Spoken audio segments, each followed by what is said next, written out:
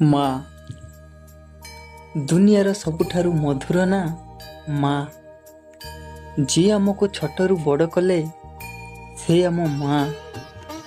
ଆଉ ଯାହାଙ୍କ କରୁଣା ଓ ଆଶୀର୍ବାଦ ଆମ ସମସ୍ତଙ୍କ ଉପରେ ଅଛି ସେ ଆମ ମମତାମୟୀ ତାରିଣୀ ମା। କଥାରେ ଅଛି ମା ହେଉଛି ଏକ, ହେଲେ ମା'ର ନାଁ ଅନେକ।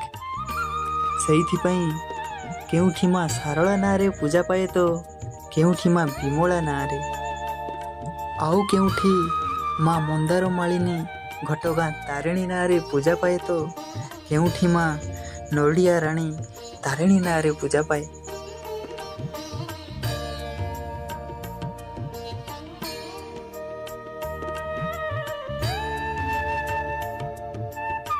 ଇଏ ହେଉଛି ଜଗତ ଜନନୀ ମା ତାରିଣୀଙ୍କ ମନ୍ଦିର, ଯାହାଙ୍କ ଶକ୍ତି ଓ ଭକ୍ତି ପାଇଁ ଜଗତରେ ପ୍ରସିଦ୍ଧ।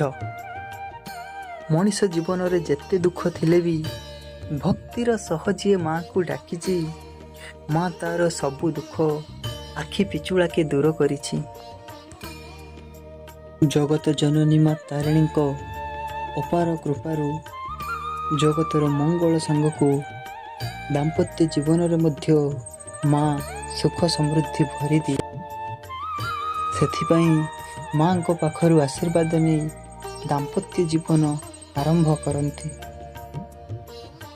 ମା'ଙ୍କର ପ୍ରିୟ ନାଲି ରଙ୍ଗ, ନାଲି ରଙ୍ଗର ଶାଢ଼ୀ, ନାଲି ରଙ୍ଗର ଚୁଡ଼ି, ନାଲି ରଙ୍ଗର ସିନ୍ଦୁର ଓ ନାଲି ରଙ୍ଗର ମନ୍ଦାର ମା'ଙ୍କୁ ବହୁତ ଭଲ ଲାଗେ।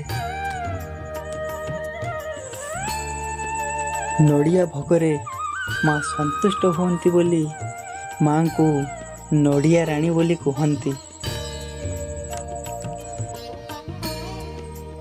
ଯିଏ ମା'ଙ୍କୁ ଦର୍ଶନ କରିଛି, ଯିଏ ମା'ଙ୍କ ଭକ୍ତିରେ ଶକ୍ତି ପାଇଛି, ଆଉ ଯିଏ ମା'ଙ୍କ ଦିବ୍ୟ ଆଳତି ସମୟରେ ଦର୍ଶନ କରିଛି, ମା ତାଙ୍କ ସବୁ ପାପ ହରି ଭଲ ବାଟକୁ ନେଇଯାଇଛି।